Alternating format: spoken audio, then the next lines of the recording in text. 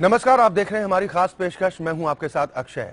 देश का लोकतंत्र इस देश की खूबसूरती का एक अभिन्न अंग है, जहां पर जनता के लिए और जनता द्वारा शासन के एक सूत्र पर चलते हुए हर एक नागरिक को समानता के साथ स्वेच्छा से जीने का अधिकार दिया जाता है। लोकतंत्र की आत्मा संविधान को कहा जाना अतिशयोक्ति नहीं होगा और इसी संविधान का प्रियम्बल यानी संविधान की प्रस्तावना भी समाज के हर व्यक्ति के लिए समता और इंसाफ की बात करता है। दरअसल कानून हर समस्या के सही प्रारूप में समाधान के लिए मौजूद है, लेकिन सही जानकारी ना होने या फिर कानूनी पेचीदगियों के चलते एक हिस्सा सही समय पर न्याय हासिल करने में खुद को असमर्थ महसूस करता है। और इसी अंतर को खत्म करने के लिए इंडिया लीगल रिसर्च फाउंडेशन के इनिशिएटिव लीगल हेल्पलाइन में हम यहाँ पर मौजूद रहते हैं, आपकी हर कानूनी समस्या में आपकी निःशुल्क सहायता के लिए। आज जिस विषय के साथ हम सामने आए हैं वो सरकारी कर्मचारियों की सेवा शर्तों से जुड़ा हुआ है कि इससे जुड़े कानूनी प्रावधान क्या हैं। इसके साथ ही अगर किसी भी तरह की कोई कानूनी अड़चन अगर आपके ध्यान में चल रही है तो भी आप हमारे साथ इस खास कार्यक्रम के माध्यम से जुड़ सकते हैं, अपना सवाल कर सकते हैं, जिसका जवाब हम आप तक पहुंचाने की कोशिश करते हैं। विषय एक बार फिर आपको बताते हैं, विषय हमारा सरकारी कर्मचारियों की सेवा शर्तों से जुड़ा हुआ है कि इससे जुड़े क्या कानूनी प्रावधान है। और इसके अतिरिक्त किसी भी तरह की कोई कानूनी अड़चन अगर आपके जहन में चल रही है तो आपको परेशान होने की जरूरत नहीं है। हम यहाँ पर मौजूद हैं आपके निःशुल्क कानूनी सहायता के लिए। आप हमें कॉल कर सकते हैं, फोन लाइन खुल चुकी हो। टेलीविजन स्क्रीन पर जो नंबर फ्लैश हो रहे हैं, इन नंबर्स पर कॉल करके आप सीधा सवाल हमसे कर सकते हैं।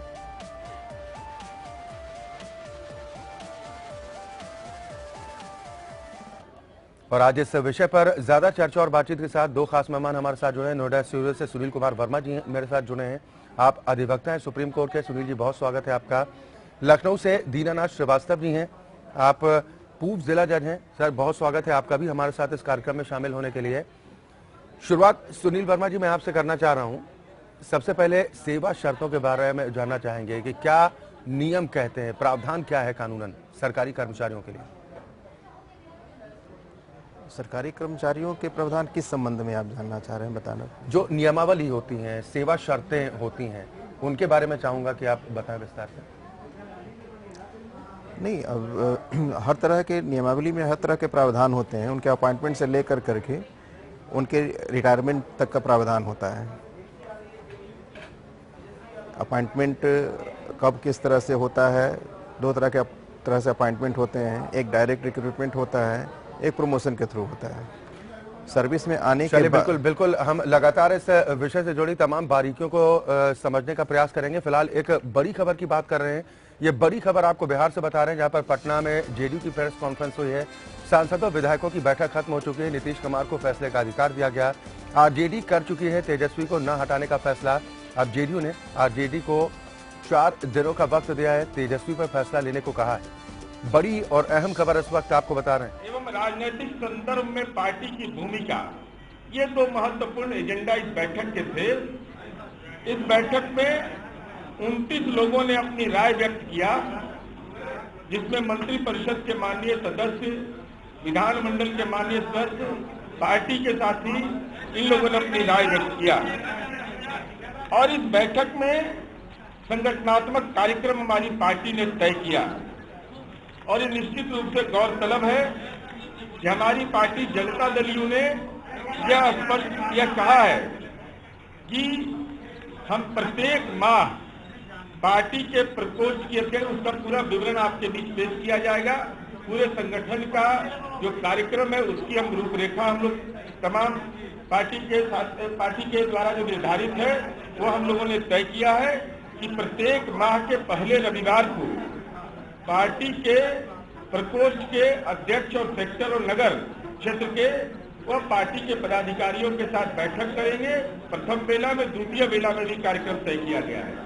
और साथ ही साथ जिला और नगर के जो हमारी पार्टी जनता दल यू में जो इकाई है उसको हर एक रविवार, दूसरे रविवार को प्रत्येक माह को 11 बजे जिला पदाधिकारियों के साथ बैठक करेंगे।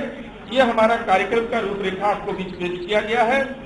और इसी संदर्भ में पार्टी ने यह भी तय किया कि जो मंत्री परिषद के माननीय सदस्य हैं, सांसद हैं, विधानमंडल के माननीय सदस्य हैं, वो भी बैठक में उपस्थित रहेंगे। उनको भी यह निर्देश दिया गया है। और साथ ही साथ प्रदेश पदाधिकारी और राज्य कार्यकारिणी की भी बैठक, पूरा विवरण उसका कब होगा, ये पूरा कार्यक्रम की रूपरेखा हम लोगों ने तय कर दिया है और जिसका पार्टी ने अनुमोदन भी किया। इसके साथ ही साथ पार्टी के प्रदेश पदाधिकारी और राज्य कार्यकारिणी की हर दूसरे माह में बैठक होगी, यह भी तय हुआ है। और साथ ही साथ पार्टी ने जो पिछले कार्यकारिणी में यह तय किया था, जो आपको संसूचित भी किया गया था कि स्वतंत्रता दिवस, गणतंत्र दिवस, राष्ट्रपिता महात्मा गांधी की जयंती, राम मनोहर लोहिया जयंती, लोकनायक जयप्रकाश नारायण जयंती, डॉक्टर भीमराव अम्बेडकर जयंती, जननायक कर्पूरी ठाकुर जयंती एवं मद्य निषेध दिवस, इसको पार्टी अपनी प्राथमिक इकाई तक कार्यक्रम के माध्यम से संपादित करेगी या आयोजन करेगी। यह पार्टी ने फैसला लिया है। और निश्चित रूप से हमने यह भी तय किया है कि जनता दल यू केवल राजनीतिक दल की भूमिका में नहीं है, बल्कि हम समाज सुधारक सोशल रिफॉर्म का भी काम कर रहे हैं। हमने यह भी तय किया है कि पार्टी के जो कार्यकर्ता होंगे वो उन बिंदुओं के बारे में, चाहे वह भ्रष्टाचार हो, चाहे वह या तो जेडीयू की तरफ से प्रेस कॉन्फ्रेंस आप सुन पा रहे थे। पटना में जेडीयू ने प्रेस कॉन्फ्रेंस की है। सांसदों विधायकों की बैठक खत्म हो चुकी है और नीतीश कुमार को फैसले का अधिकार दिया गया। आरजेडी कह चुकी है कि तेजस्वी को न हटाने का फैसला, लेकिन जेडीयू ने आरजेडी को 4 दिनों का वक्त दिया है तेजस्वी पर फैसला लेने को कहा है। वापस अपनी खास पेशकश पर हम लौटते हैं, जिसमें आज हम चर्चा कर रहे हैं सरकारी कर्मचारियों की सेवा शर्तों से जुड़े क्या कुछ कानूनी प्रावधान है। दोनों खास मेहमान हमारे साथ जुड़े हुए हैं। दीनानाथ श्रीवास्तव जी, मैं आपके पास आ रहा हूं। सर, क्या कहती हैं सेवा शर्तें? कोई सरकारी कर्मचारी, उसको लेकर क्या कुछ नियम प्रभावी होते हैं, क्या कुछ शर्तें होती हैं? देखिए, उत्तर प्रदेश में राज्य कर्मचारियों के लिए 2 तरह के नियमावली बनी हुई है जी। एक यूपी गवर्नमेंट सर्वेंट्स रूल्स 1999 है, एक पुलिस कर्मचारियों के लिए 1991 रूल्स हैं। इसमें नियुक्ति से लेकर और पेंशन तक के प्राविधान हैं जी। और यदि आपकी कार्य क्षमता उचित नहीं है या आप अनुपयोगी विभाग के लिए साबित हो चुके हैं तो आपकी पूरी सेवा के पहले भी आपको कंपलसरी रिटायर किया जा सकता है। अभी उत्तर प्रदेश ने गवर्नेंस के लिए, गुड गवर्नेंस के लिए जो इस प्रकार के कर्मचारी हैं जिनका की जो टोटली अनुपयोगी हो गए हैं, जिनकी दक्षता में कमी आ गई है जी, जिनकी उपयोगिता नहीं रह गई है, जिनको अंग्रेजी में डेड वुड कहते हैं जी, उसके लिए फंडामेंटल हैंडबुक के 56J में दिया हुआ है कि ऐसे कर्मचारियों को स्क्रीनिंग कमेटी बनाकर उनकी सारे रिकॉर्ड को देखकर 50 और 55 वर्ष के उम्र पर आने पर उन्हें कंपल्सरी रिटायर किया जा सकता है और योग्य दक्ष व्यक्तियों को नियुक्त कर प्रशासन को अच्छे तरीके से चलाया जा सकता है। चले, बिल्कुल, जिस स्क्रीनिंग की बात आपने सर कही है, इसके तमाम पहलुओं को हम बारीकी से समझने की कोशिश कर रहे हैं। और जो हाल में यूपी सरकार ने फैसला भी किया, जैसा आपने जिक्र किया कि 50 साल से ज्यादा के उम्र के जो कर्मचारी हैं उनकी स्क्रीनिंग का प्रावधान है। 1 साल में कितनी बार स्क्रीनिंग हो सकती है और क्या प्रावधान है कि उन्हें वक्त से पहले रिटायरमेंट दे दिया जाए। तमाम पहलुओं को हम बारीकी से समझेंगे। एक दर्शक हमारे साथ गुरुग्राम यानी कि गुड़गांव से जुड़ गए हैं, उर्मिला जी हमारे साथ हैं। उर्मिला जी, बहुत स्वागत है आपका, अपना सवाल कीजिए। मेरा क्वेश्चन है, लाइक ये जो एडेड कॉलेजेस होते हैं या एडेड स्कूल्स होते हैं जी, उनके एम्प्लॉयज क्या मतलब किस कैटेगरी में आते हैं? दीनानाथ श्रीवास्तव जी, जो ये गवर्नमेंट एडेड एम्प्लॉइज हैं ये गवर्नमेंट सर्वेंट के कैटेगरी में नहीं आते हैं, लेकिन चूंकि राज्य सरकार इनको पेंशन देती है इसलिए इनकी सेवा से संबंधित मामले के लिए सरकार अभी फिलहाल एजुकेशन ट्रिब्यूनल बनाने पर विचार कर रही है। लेकिन अभी इनके सर्विस मैटर्स के मैटर्स होते हैं वो अभी हाई कोर्ट में ही माननीय उच्च न्यायालय में आर्टिकल 226 में दाखिल किए जाते हैं जी। यानी अभी कैटेगरी डिसाइड नहीं की गई के राजकीय से है।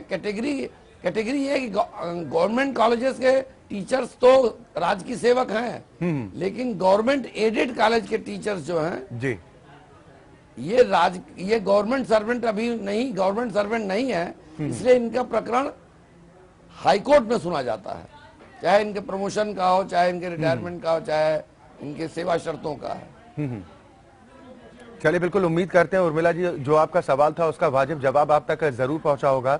हम अपने दर्शकों से भी अपील कर रहे हैं कि अगर किसी भी तरह की कोई कानूनी अड़चन आपके जहन में चल रही है, कोई रास्ता आपको नहीं सूझ रहा, तो अब आपको परेशान होने की जरूरत नहीं है।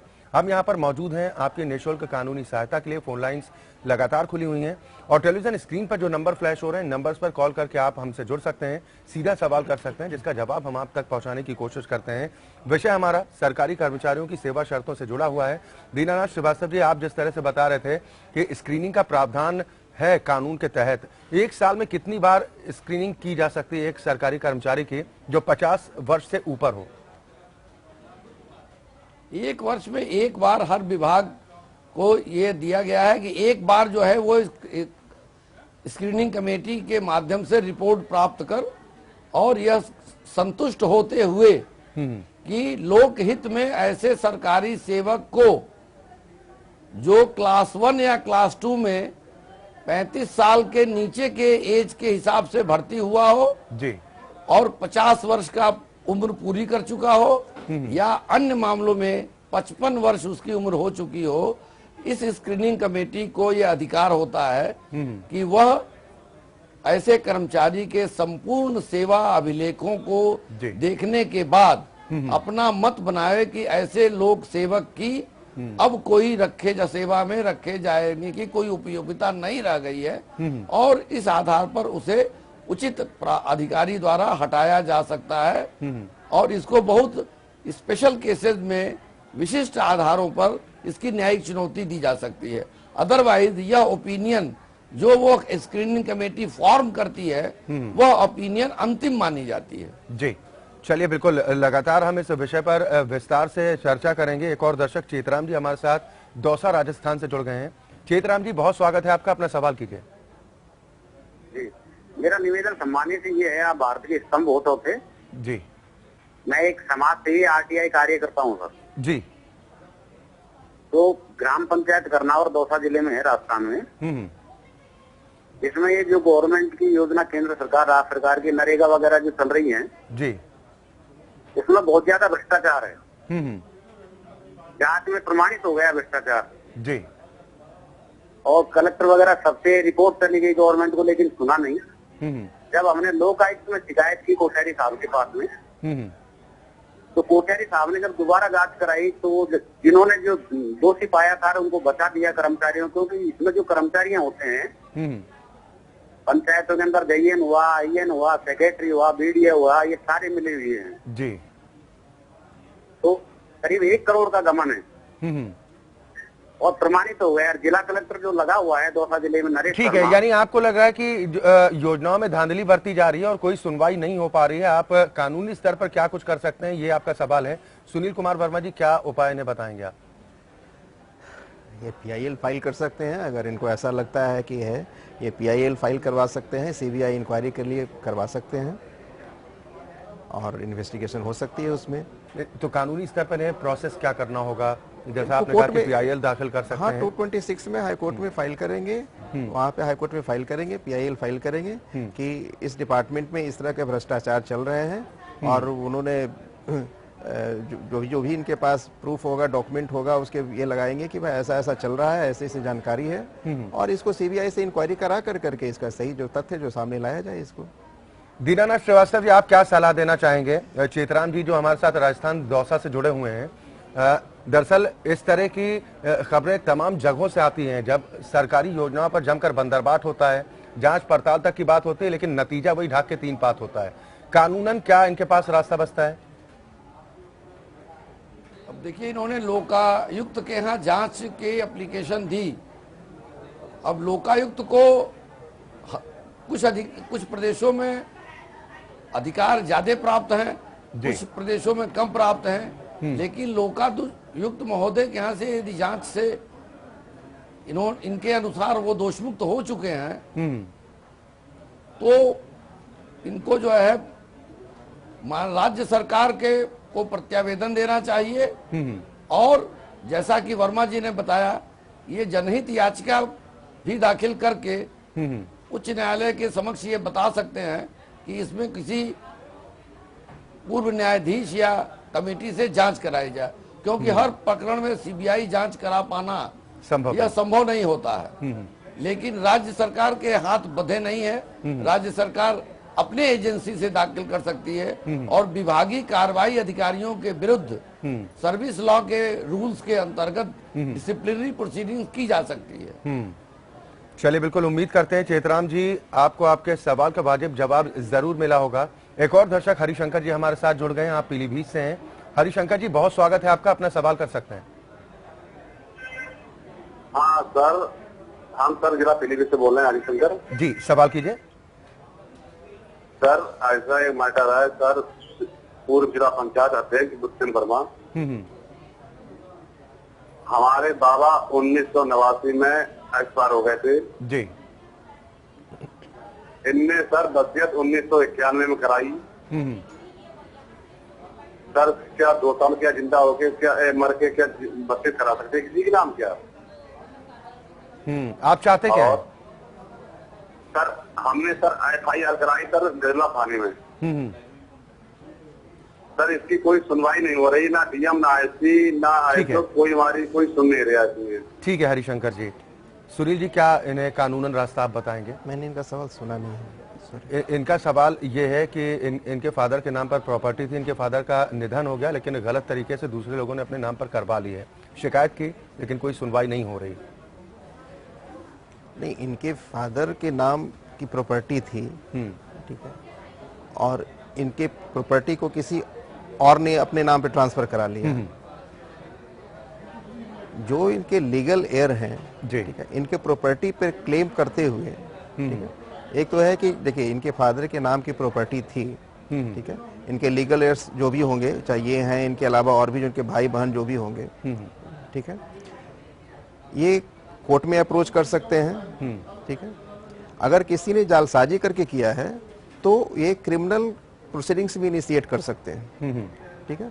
ये अपने डॉक्यूमेंट के साथ कर सकते हैं, बता सकते हैं कि भाई देखो ये हमारे फादर का ये प्रॉपर्टी था, इसके हम वारिस हैं, लेकिन इसको गलत तरीके से किसी और ने कैप्चर कर लिया है, ठीक है, कैप्चर कर लिया है जी। जिन लोगों ने कैप्चर किया उसके अगेंस्ट में ये कार्रवाई की जाए। ये क्रिमिनल ऑफेंस हुआ, क्रिमिनल प्रोसीडिंग्स हुआ जी। जहां तक सिविल का सवाल है, अगर इनके फादर का है तो उस प्रॉपर्टी की डिक्लेरेशन ऑफ टाइटल के लिए ये लोग कर सकते हैं कि भाई ये हमारे फादर का है, हमारे इसके हम वारिस हैं, इस पे हमारा टाइटल है। ये दूसरे लोगों ने अनाधिकार रूप से इसमें कब्जा कर रखा है।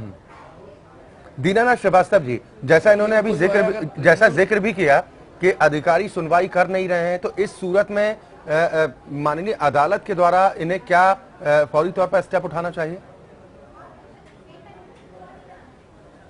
ऐसा है कि इनको क्रिमिनल कोर्ट में 156(3) के अंतर्गत प्रार्थना पत्र देना चाहिए संबंधित मजिस्ट्रेट के यहाँ जी जी कि साहब ये अभिलेखी साक्ष्यों में दस्तावेजों में धोखाधड़ी हुई है। अगर पुलिस रजिस्टर केस नहीं करती है तो ये मजिस्ट्रेट न्यायालय से 156(3) दंड प्रक्रिया संहिता के अंतर्गत मुकदमा दर्ज करने का आदेश प्राप्त कर सकते हैं। दूसरा ये है कि अगर वसीयत इनके अनुसार फर्जी है तो वसीयत के आधार पर उसकी निरस्तीकरण का सिविल दीवानी न्यायालय में मुकदमा दाखिल कर सकते हैं और ये कह सकते हैं कि ये वसीयत उस जिनविन है ही नहीं है और ये धोखे के आधार पर निष्पादित की गई है, इससे कोई टाइटल पास नहीं करता है। रेवेन्यू लॉ में भी ये प्राविधान है, कमिश्नर को एप्लीकेशन दे सकते हैं, ये DM को एप्लीकेशन दे सकते हैं, ये रेवेन्यू अथॉरिटीज को अप्रोच कर सकते हैं, सिविल कोर्ट को अप्रोच कर सकते हैं, मजिस्ट्रेट को अप्रोच कर सकते हैं। इनके पास तमाम विकल्प खुले हुए हैं। चलिए, बिल्कुल उम्मीद करते हैं जो उपाय बताए गए हैं उस उपाय को अगर आप अपनाते हैं तो निश्चित तौर पर आपको कानूनी सहायता जरूर मिलेगी।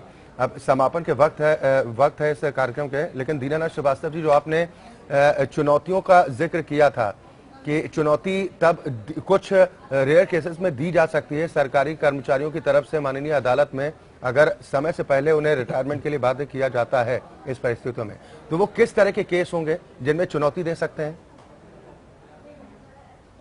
ऐसा है कि माननीय सर्वोच्च न्यायालय ने